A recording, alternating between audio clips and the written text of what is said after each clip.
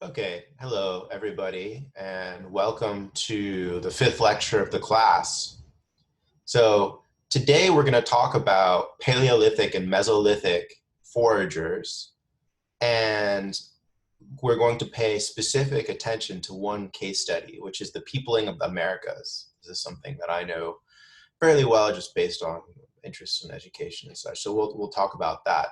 And when I talk about the Paleolithic and the Mesolithic, we're really talking about the advent of anatomically modern humans. After that, more out of Africa a bit. So maybe 40,000 years ago until 15, 12,000 years ago even. So this is a broad range of time, but this is a time where humans were all practicing foraging lifestyles. And we'll talk about what foraging is a bit more in a second. This doesn't mean that people are living in the same ways. There are good evidence of different environmental and climatic adaptations that are happening, but this means that populations are fairly low density, they're fairly spread out and such. So some basic questions we can think about is, how do behaviorally modern humans live up until the rise of agriculture? And we'll also be looking at how and when people first arrived in the Americas. Now, one of the ways that we study ancient foragers and we gain insights into their behaviors is by comparison with modern foraging populations and societies. Nowadays, foraging is a way of life that is almost gone. There are very few people who still get their food from foraging. And what I mean by foraging is collecting wildly occurring resources exclusively. So hunting animals that are living in the wild on their own and gathering plants and plant materials of different kinds. So this does not include any form of actively taking care of either plants and animals and watching their progression. This is moving around the landscape and picking fruits and berries, digging out roots and tubers, hunting wild animals for food. The other thing that is important to think about and important to remember as we make comparisons with modern foraging groups and foraging in the past is to think, where have these groups persisted today and why? And this really colors how applicable or how wide-ranging comparisons we may be able to make with the past. What I'd say is that modern foraging groups today have survived in some of the harshest climates that humans have colonized. So deserts and highly arid environments are one area where foragers have survived. So this is a picture of a Aborigine from Australia. They're fishing, I guess. So places like Australia, the interior of Australia specifically, that's drier. Places like the Kalahari Desert in Africa are examples of more arid environments where there's still some foraging occurring. This does happen as well in some dense jungle environments. There are foragers that live in some dense jungle environments, though that's rare, and a lot of peoples that live in jungle environments are farming of some sort. We also see foraging occur in Arctic environments, so in extremely cold environments where you can't grow food and such. Why is this? Probably it's because modern people have displaced a lot of foragers, and this goes back a long, long time in our histories. So archaeologists and cultural anthropologists for a long time have fixated on one particular foraging group as a favorite analogy for understanding past behaviors. This is a group called the Zhonghuasi, or the Kung. And this has been a group that's been studied since the 1960s or 70s. and has been studied quite intensively. They're quite fascinating. Very few Kung nowadays live a foraging lifestyle. That's something that's been dropped. A lot of them work on cattle ranches and are more integrated into the modern economies of the countries that they live in, which are Namibia and South Africa primarily, maybe a little bit of Botswana as well. So the Kung are famous for, famous as an example of small-scale, highly mobile foragers. One of their major ways of getting food is through hunting wild animals, and they've developed quite specialized sets of knowledge and techniques for hunting. So specifically, they hunt with poison arrows. They also do a little bit of more intensive sort of tracking hunting. This isn't persistence. So when we're talking about hunting with poison arrows, often you're poisoning an animal which slowly weakens and you have to follow it for hours still, make sure you know where it's going. So they're very good at tracking. They know about different compounds for making poisons. They know a lot about animal behaviors, and they do all kinds of things. Like they dig out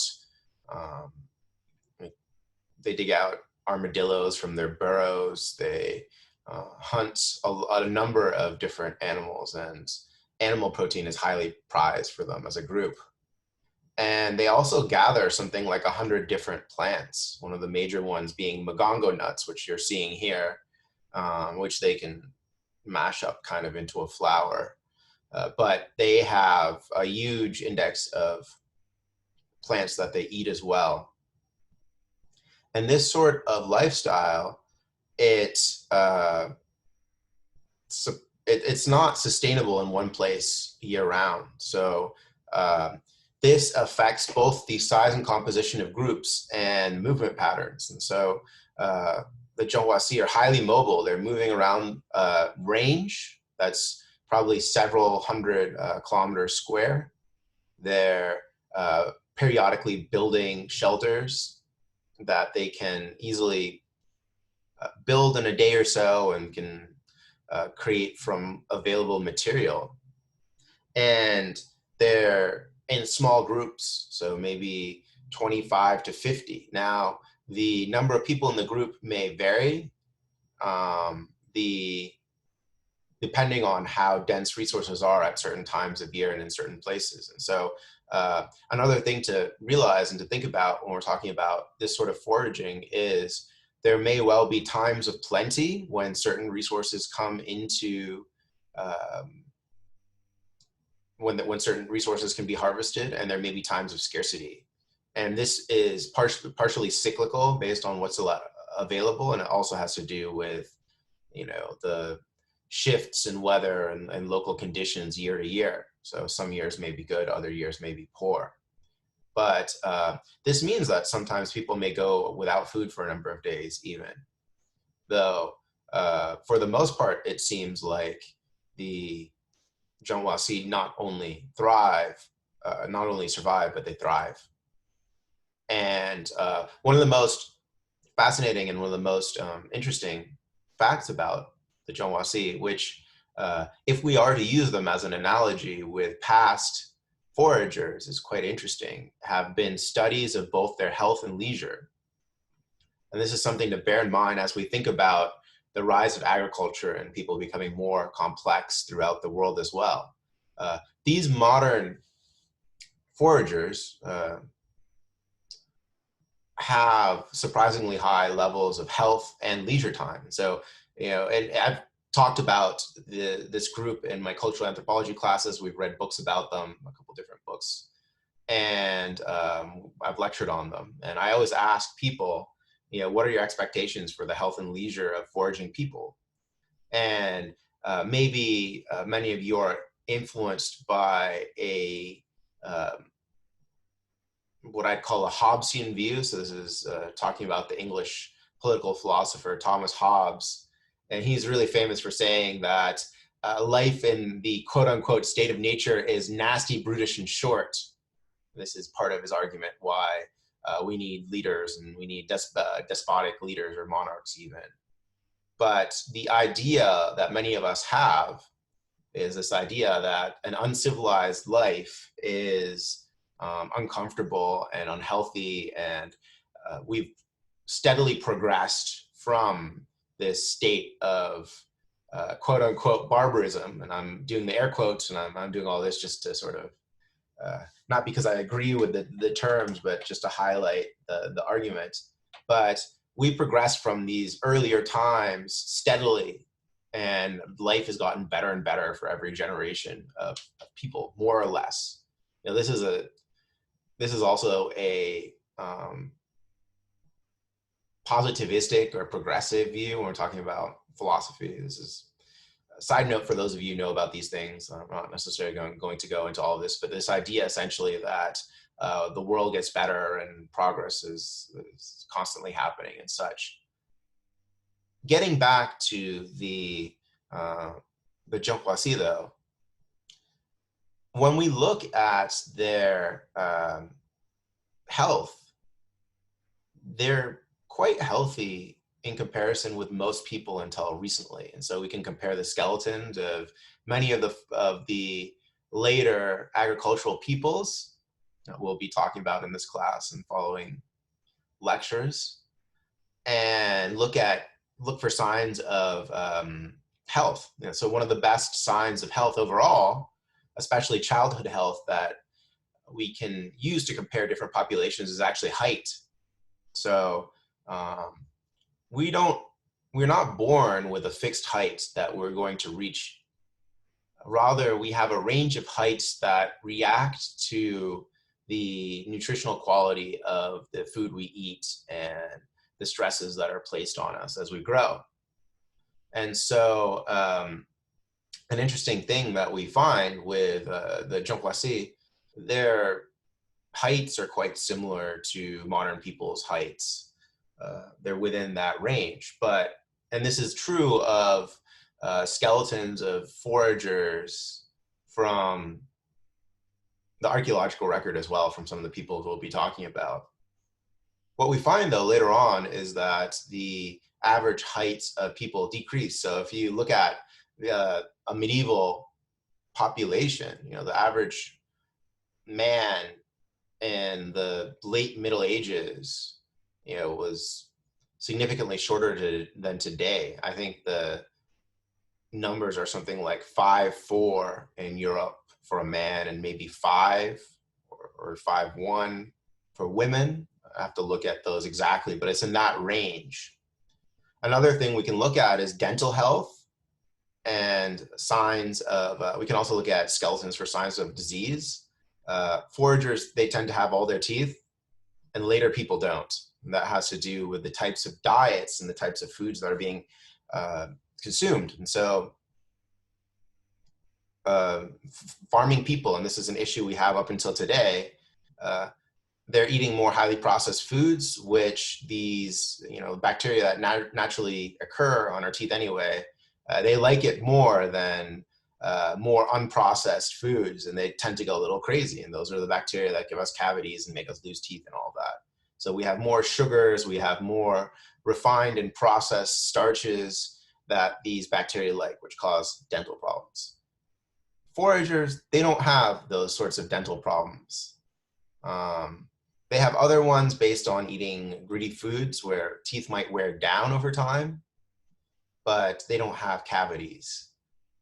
And they don't have as many signs of nutritional stress and pathologies and diseases as later peoples do. And well, this includes contemporary foragers. So on the health front, and this makes sense because they're eating a quite varied diet. You know, the Zhonghuasi are eating over 100 different types of plants, and they're eating multiple species of animals.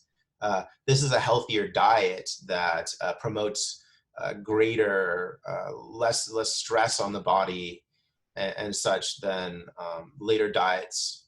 And we really only see the average heights go up and things get better for people in agricultural societies about 100 years ago with the rise of modern agriculture and more diverse diets again and such. So the other interesting thing, though, about them is the amount of time they spend gathering food and working. And so anthropologists followed some of these Chongwasis around, and they found that on average, they spent from 20 to 25 hours a week getting food, and they spent the rest of their time, on other pursuits. So taking care of kids, hanging out, singing and dancing, all of these different things. So this compares quite positively with farmers and with modern people and such. So for most of you, if I asked you, if you could make enough money to live well, working 20 to 25 hours a week, I think a lot of you would take that up and take more time to focus on other things if you could.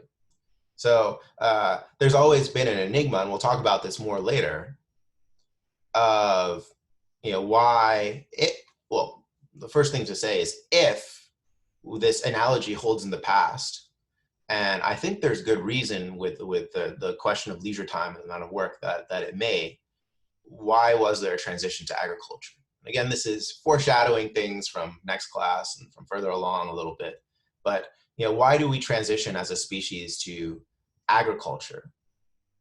Something to think about. I'm not necessarily going to get into that now as much, but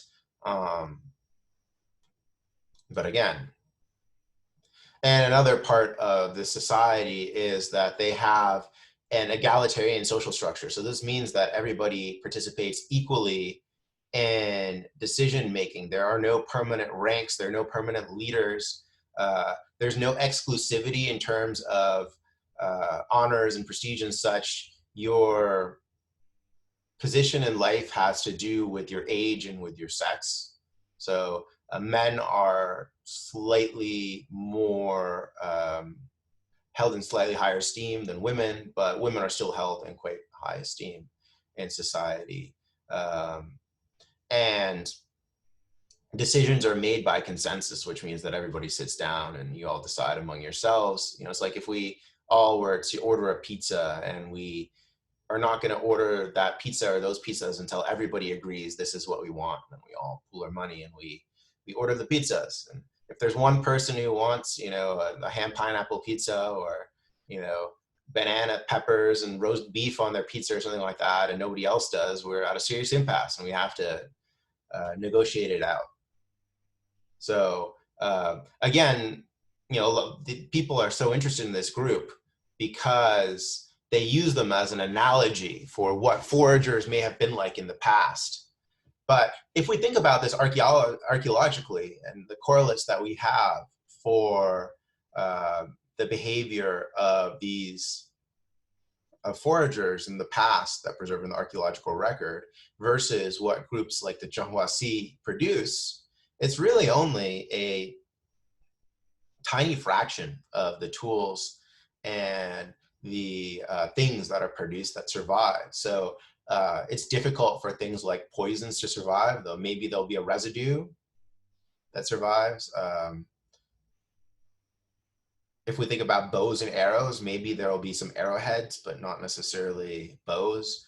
Important tools like digging sticks are made out of wood. They're not going to survive. Carrying bags are made out of leather. The shelters are made out of brush and wood. They're probably not going to survive very well. Maybe ostrich egg beads in canteens. We saw evidence of that from the advent of behaviorally modern humans in Africa. They may well survive, but we're talking about a couple things out of a very complex set of technologies, and we have to think, what can we tell? And so when we look at some of these technologies for the Chonghuasi, there is relatively little change, and they're quite common for about 10,000 years ago. So when we talk about lithic points and some of these shell beads and such, they're widely produced. So we have things like arrowheads and some grinding stones, some bone artifacts as well. and ostrich egg shells. Those are things that the Zhenhuasi produce today, but they're things that are different as well. There's also a fascinating site in Zambia near the Zhenhuasi that's about 2,300 years old called Guisho Hot Springs. And because it's anoxic, which means that oxygen can't penetrate into the water, there have been some wooden implements, so some like some paddles and spears and things that have survived there. But this is a small, again, this is a small window into a wider set of behaviors. And the question remains, are the Zhenhuasi, are they a living type fossil? Can we fairly and accurately say that how they live today reflects how many peoples lived 20,000, 10,000, or 30 or 40,000 years even with these foraging lifestyles? I don't think that's quite fair to the Zhenhuasi.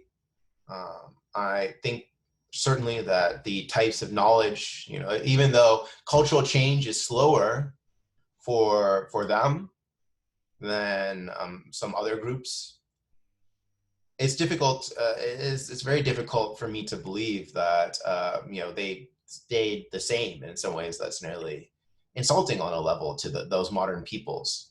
I'm sure that some new technologies have developed, and certainly types of knowledge and oral traditions and stories and cultural practices, all of these rich things that make up the beautiful tapestry that is modern Zhenhuasi behavior.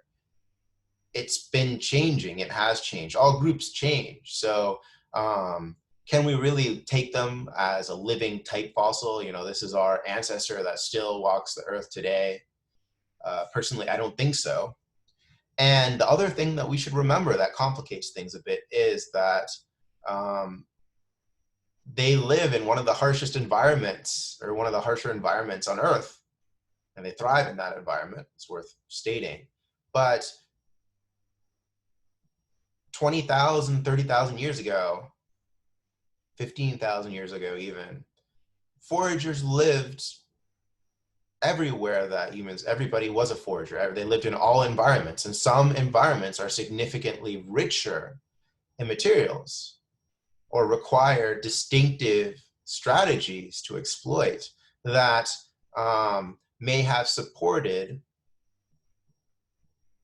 different sorts of societies with different population densities and mobility patterns and all of that. So we can't imagine necessarily a world 15,000 years ago, 20,000 years ago, occupied by a bunch of Zhenhuasi-like groups.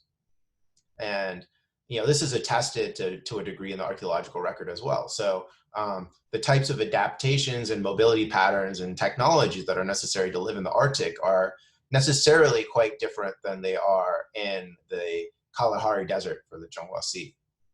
And just as a note and a cautionary tale when we talk about foraging, there are some quite complex groups like the Kwakiutl, which are a group that live in the Pacific Northwest, so around Vancouver, modern day Vancouver.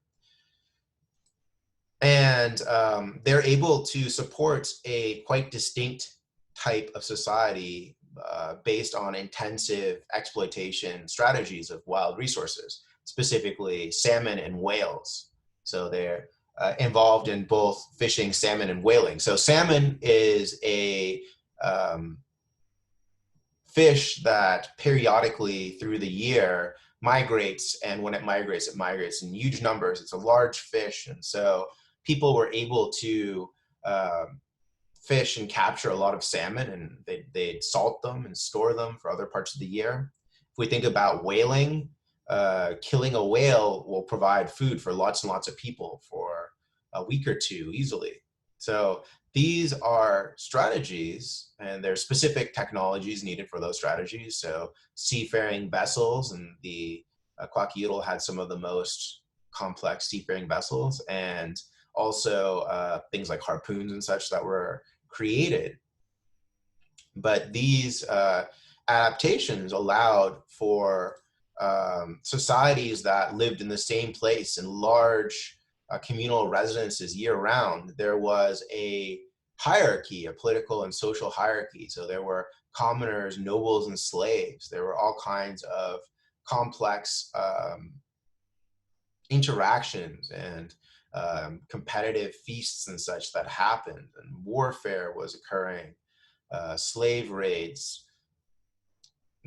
Again, this is a quite complex society in many of our ways of looking at complexity, but they weren't planting any crops. They weren't taking care of any animals. You know, these are foragers as well. And not to say that we have great evidence of people like the Kwakiutl necessarily 20,000 years ago, but the point of this is different types of resources have, or different types of environments have different densities of resources and different things that can be exploited, and those can support foraging societies of differing population densities and sizes.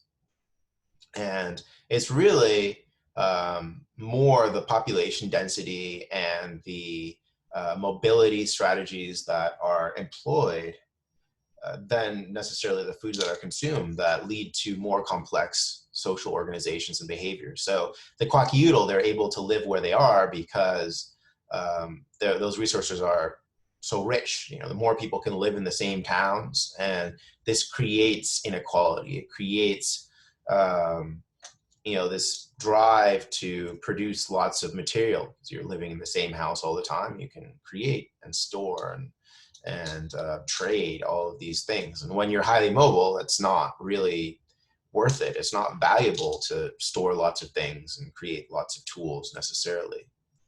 And we do see some richer environments and suggestions of denser and maybe even to a degree more permanent, though I'm not going to say I'm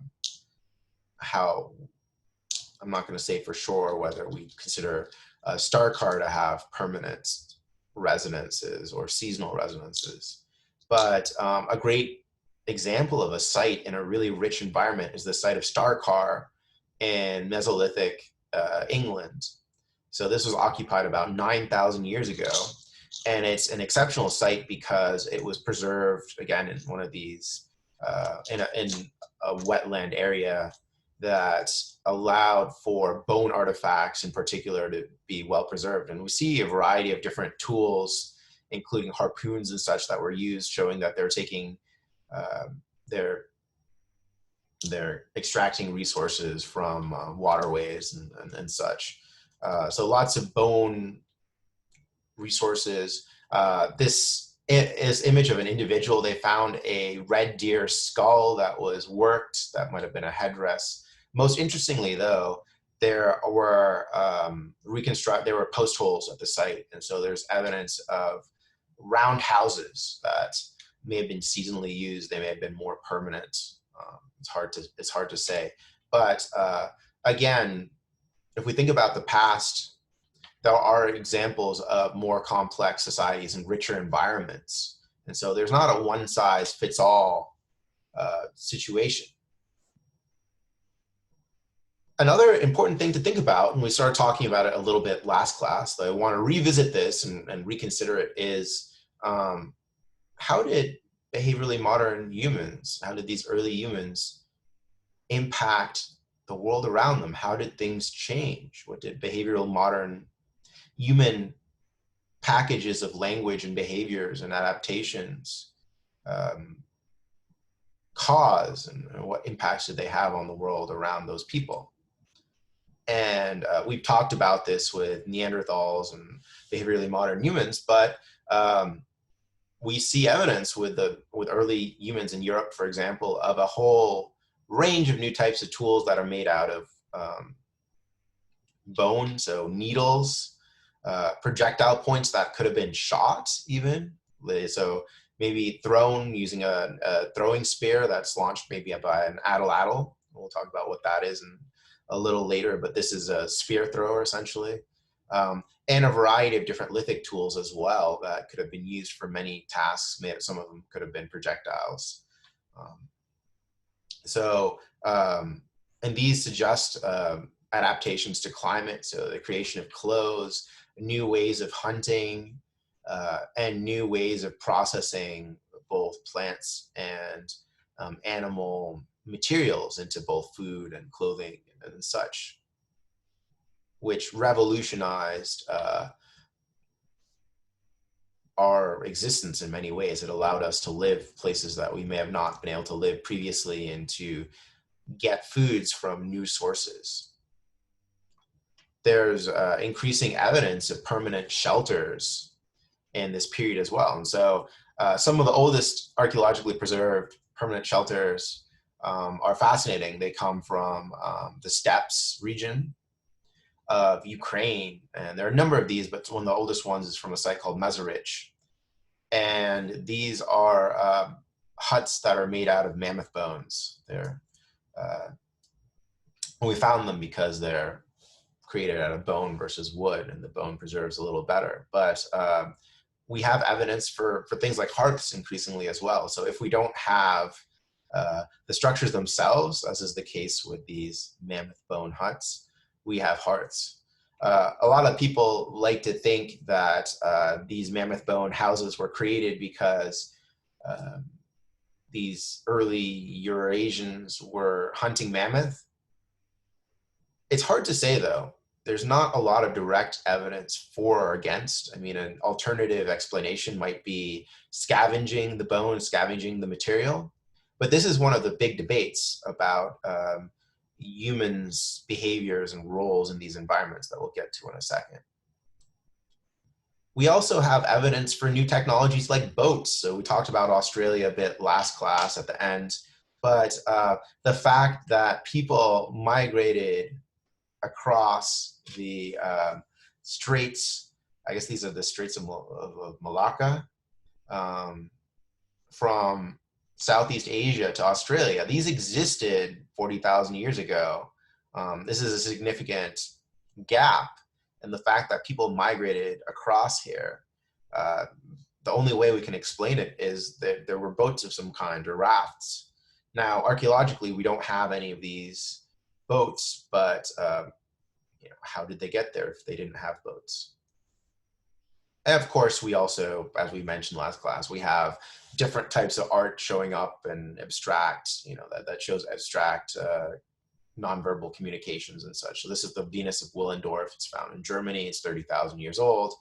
We have both portable and cave paintings that we touched on very briefly. All of that is happening. So this is a new complex of behaviors that suggest that people are exploiting more resources before, probably more efficiently than earlier hominins and non-modern humans, non-behaviorally modern humans could have.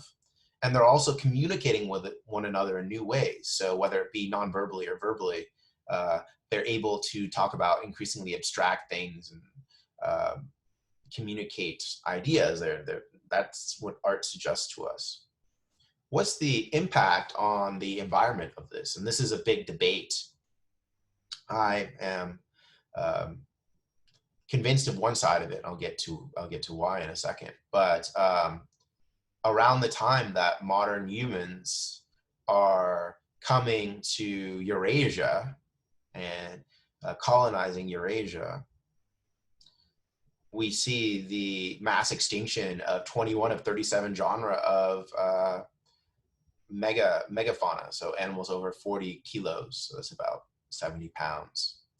And these are things like woolly mammoths and woolly rhinoceroses and large species of elk that don't exist anymore. There are all kinds of these animals. So one of the big questions, and as we said before, in Australia around 40,000 years ago, we see a similar extinction. One of the big questions is, with these extinctions, is this a coincidence and humans are just showing up, or are humans the ones causing these extinctions? Now, I think if we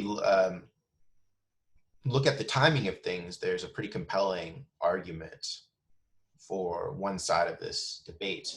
Archaeologically, it's difficult to say. We don't have a lot of very unambiguous and clear kill sites where, there's a bunch of dead mammoths and a bunch of, there's a projectile point in its rib sticking out. There are a few, but we don't have a lot of those necessarily.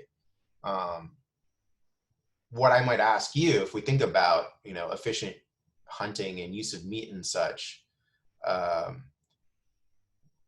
would it make sense to find, a perfectly articulated mammoth skeleton with a bunch of projectile points in it? Is that behavior that makes a lot of sense, or would people butcher these animals and transport them elsewhere and use the bones for different things and such? But we don't have a lot of unambiguous evidence of, hunting and killing animals on a large scale. But we have these temporal coincidences. Now, it's true that major changes are occurring in the climate as well. And some people argue that the stress of these climatic changes is what caused a lot of these megafauna to die off. And so we have a significant rise. We have fluctuations in temperature, so rises and fall. There are multiple waves, 2 to 3, I believe, just off the top of my head. But towards the end of this period, after 25,000 years ago, in the last major warming, there's a major increase in sea level. So over 300 feet. So the sea was 300 feet lower than it is today, or 100 meters or so. And a significant warming. So some of the environments that things like woolly mammoths thrived in were smaller than they once had been, or they moved north. They changed. So some people, and these changing climate conditions also must have had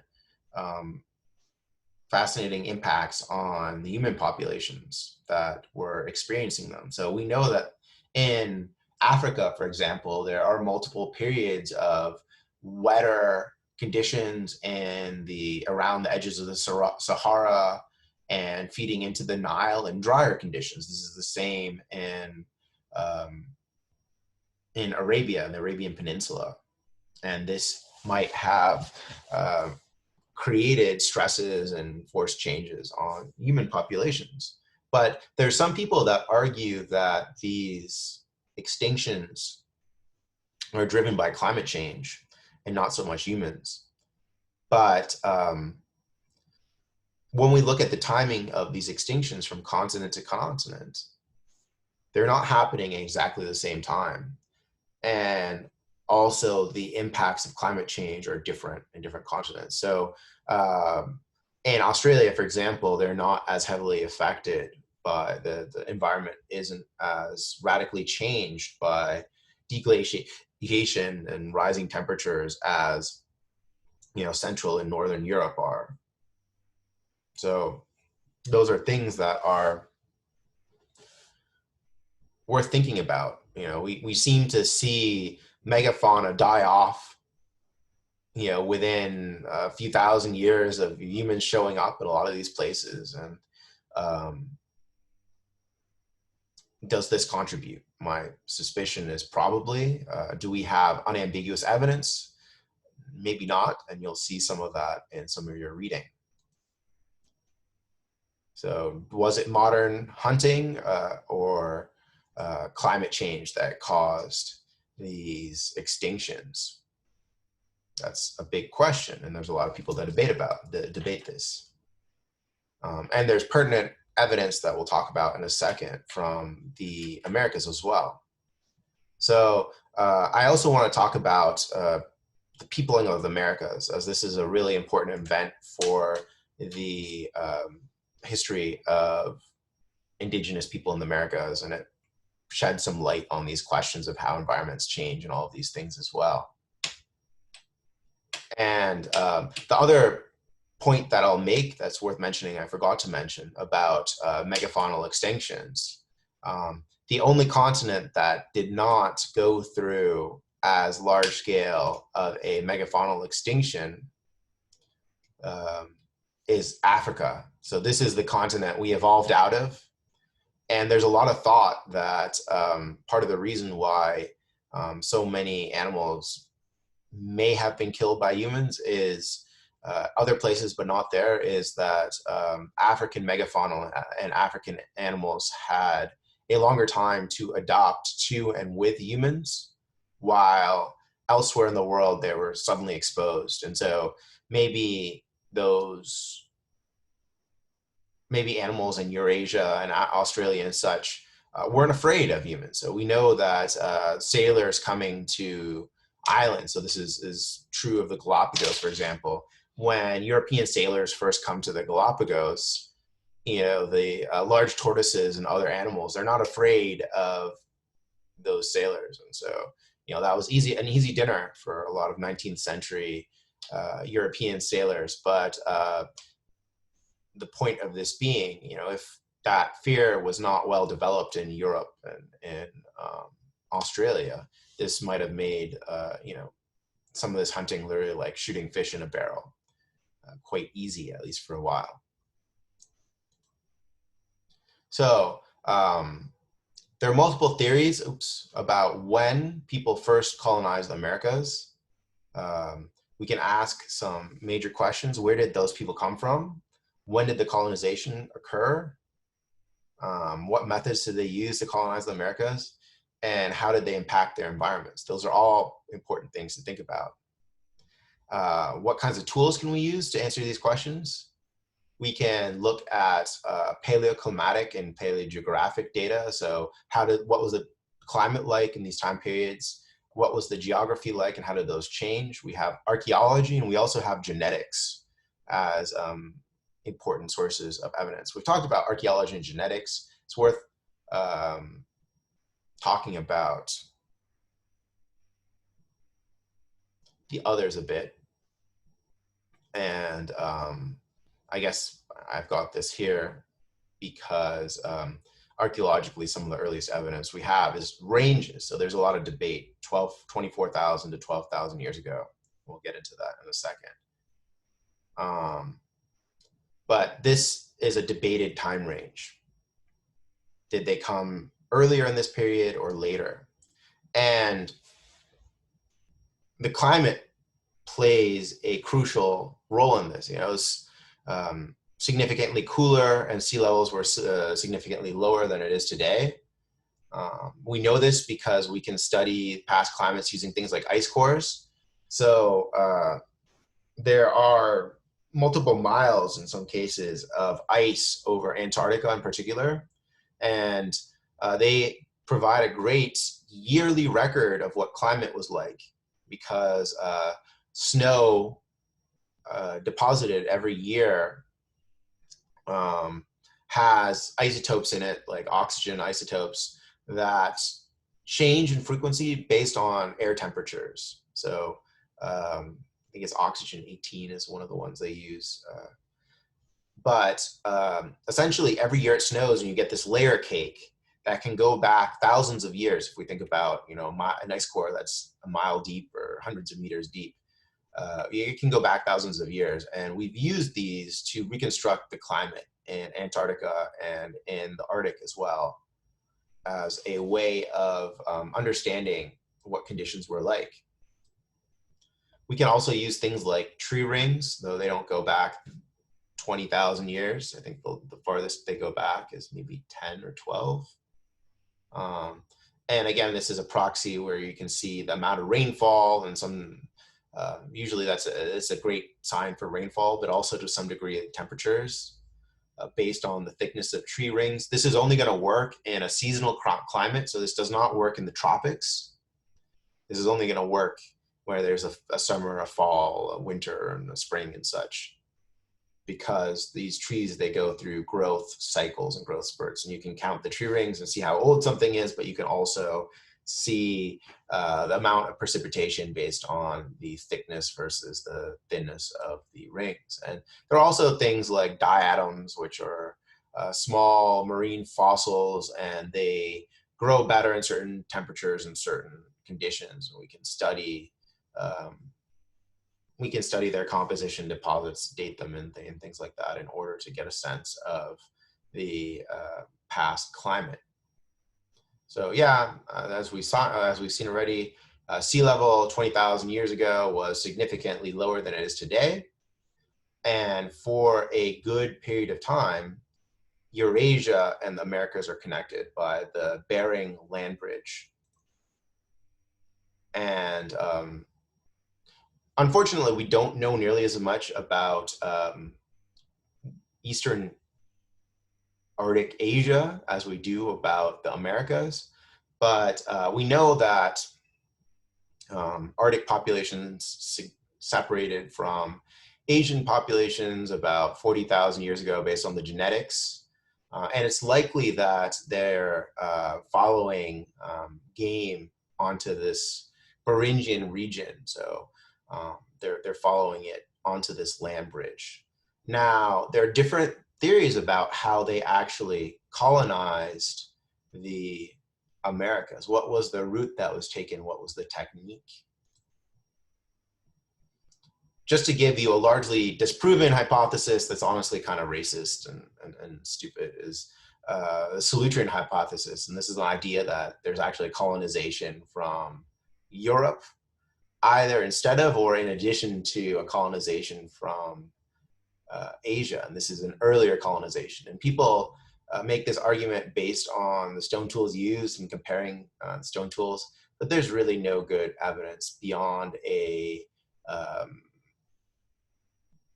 coincidental similarity to Clovis and Solutrean points.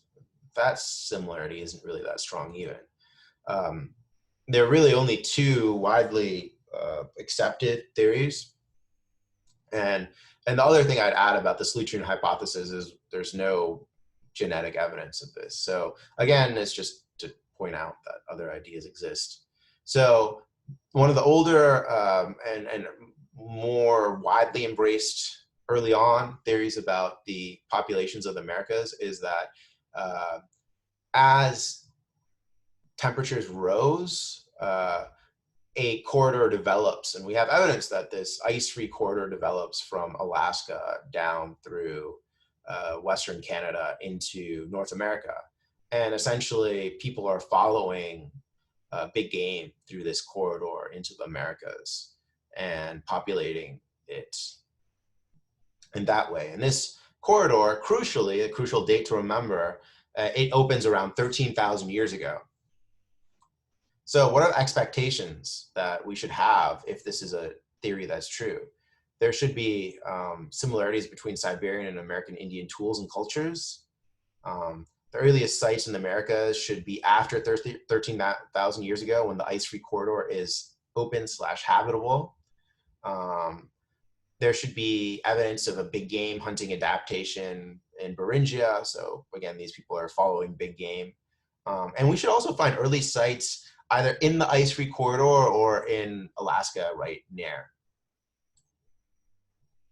The second theory that's become more popular recently, and I'm a little more convinced by this one myself, and we'll get into why later, is a coastal route. So the idea is essentially that people are following the coast along the edges of the glaciers and beyond even. These would be areas that would be quite rich with marine resources, and there would be early melt, in points along the glaciers as well. So there might be some land. And so essentially the idea is people are taking canoes or small watercraft down the coast from Beringia to the US. So again, we should see similarities between Siberian and North American tools and cultures.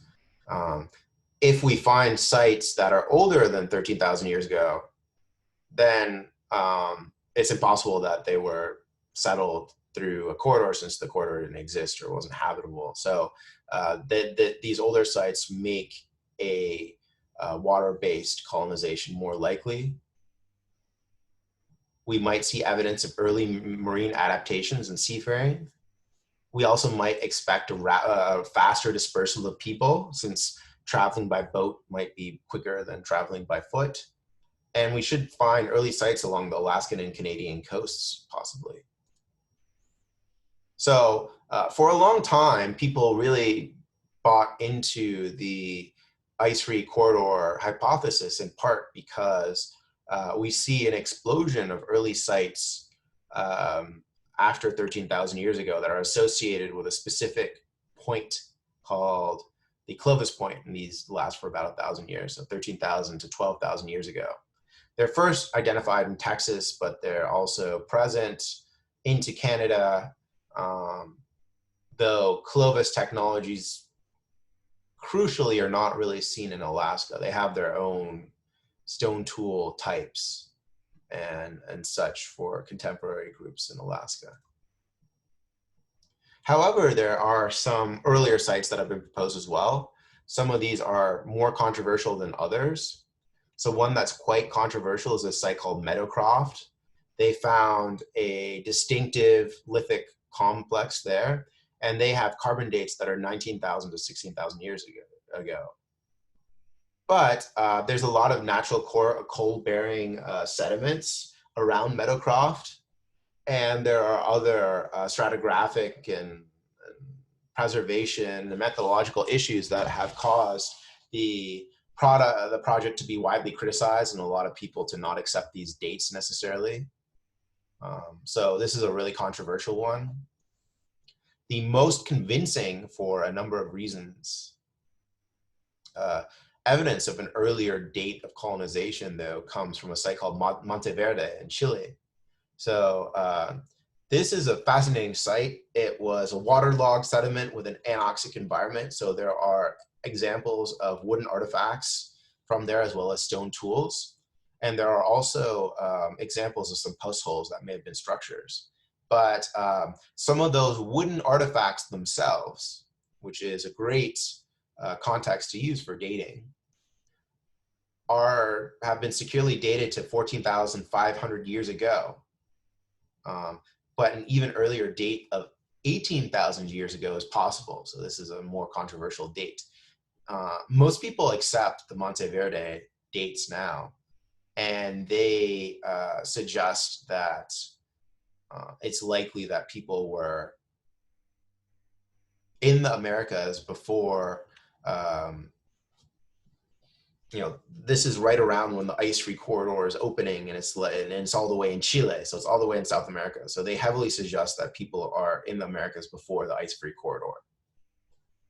And Monteverde is a site that's quite convincing for me for this reason. Another thing to realize and think about is this is a site that's relatively close to the coast. So the rapid movement of people into Central and South America and the colonization of a site like Monteverde early on, to me, is another indirect set of evidence supporting a coastal migration. So there are post holes and wooden artifacts. You find coprolites or ancient poop. And if we think about that, I mean, what kinds of things can we learn about people based on what they poop? Quite a bit, actually. You can learn a lot about diet and maybe get DNA material or all kinds of things. The preservation is so good that there are also seeds and plants. So it tells us a lot about these early lifestyles. It's a really, really important site. A third site that is quite old, and maybe South America, in South America it's quite old, or it may be quite old, is a site that's called Pedra Furada in Brazil. The dates there are claimed to be 48 to 60,000 years ago.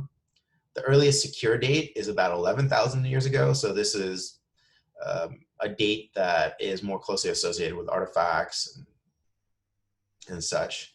That's near a hearth.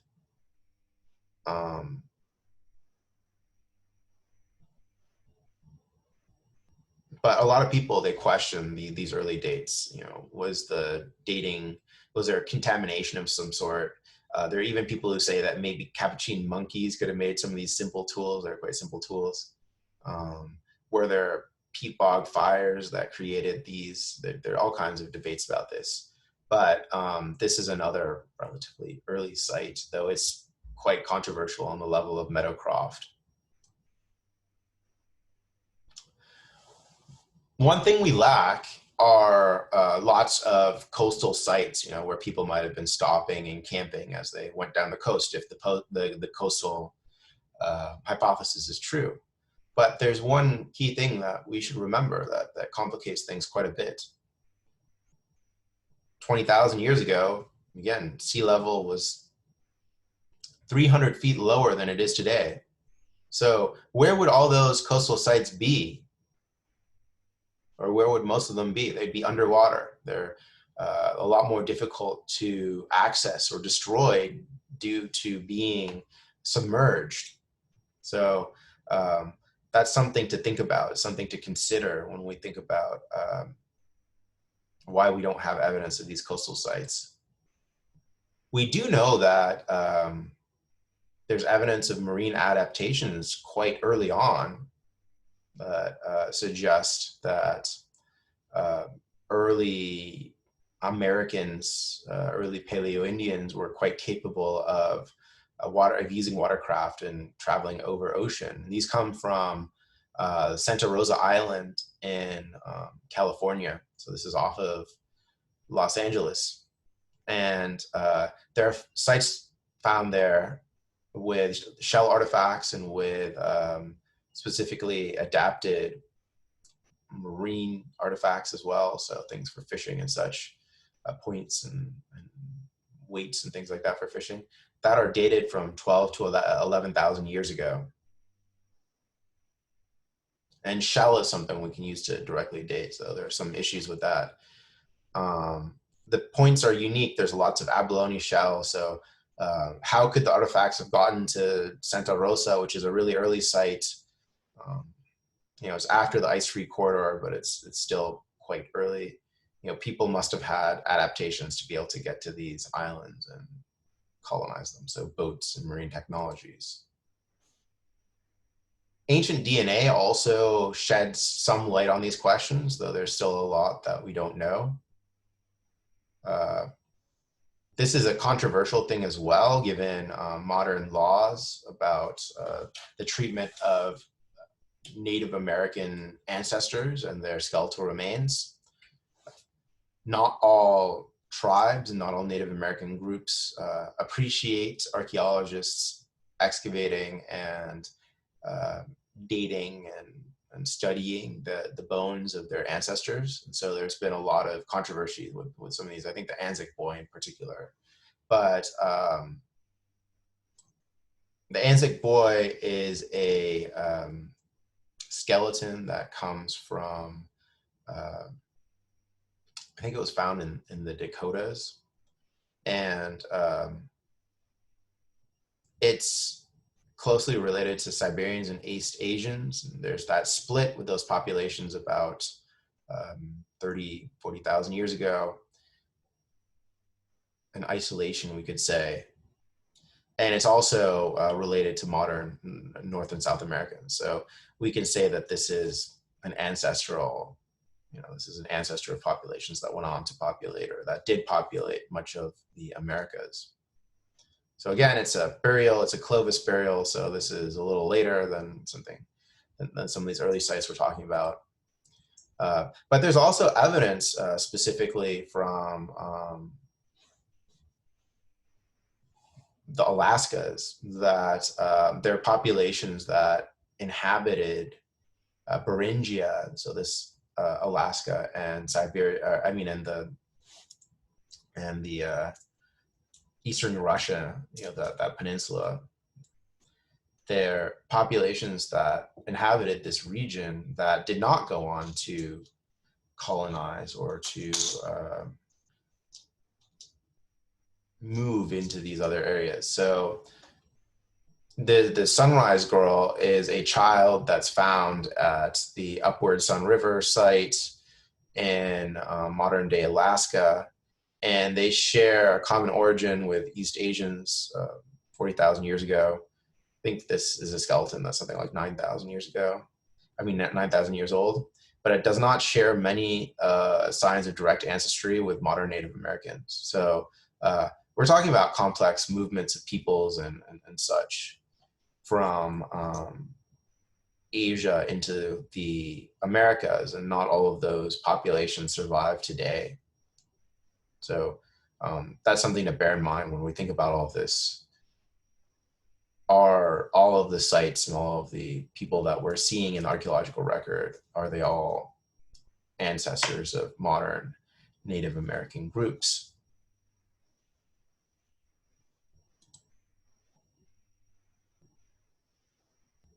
And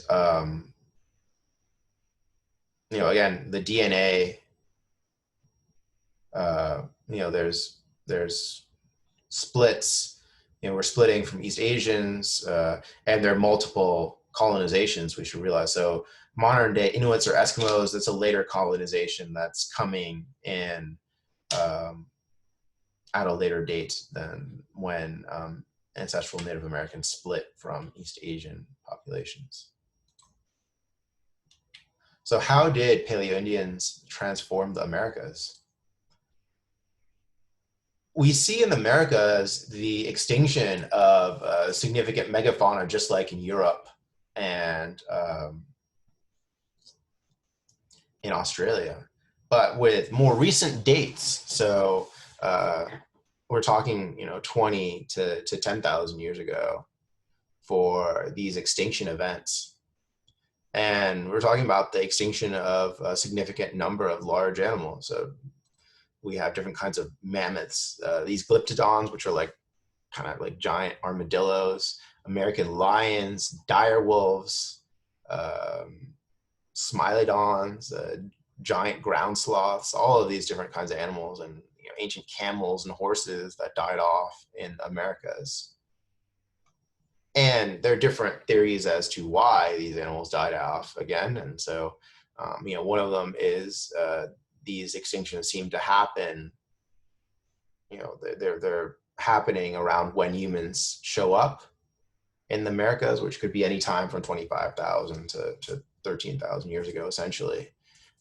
So, were these early large lithic points like Clovis points and later Folsom points that we see, are these the AK-47s of the Paleolithic? This huge advance in technology that just made hunting so efficient that we actually killed off a lot of these megafauna.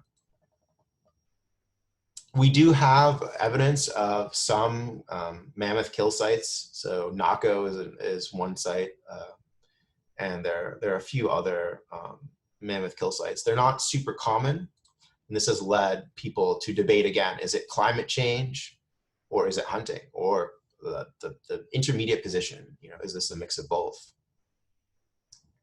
Personally, if we just look at the global dates of when these large animals are going extinct, in combination with even later extinctions on some islands. So with the colonization of New Zealand, for example, which was only a couple thousand years ago, we have a mass extinction event that happens after humans show up. I'm quite convinced that we helped. Maybe we didn't completely, we were not the only factor, but we helped to drive some of these animals extinct through overhunting, though possibly climate change plays a role as well. So those are some of the theories about how the Americas were colonized, and some of the thinking about how modern humans changed the world around them.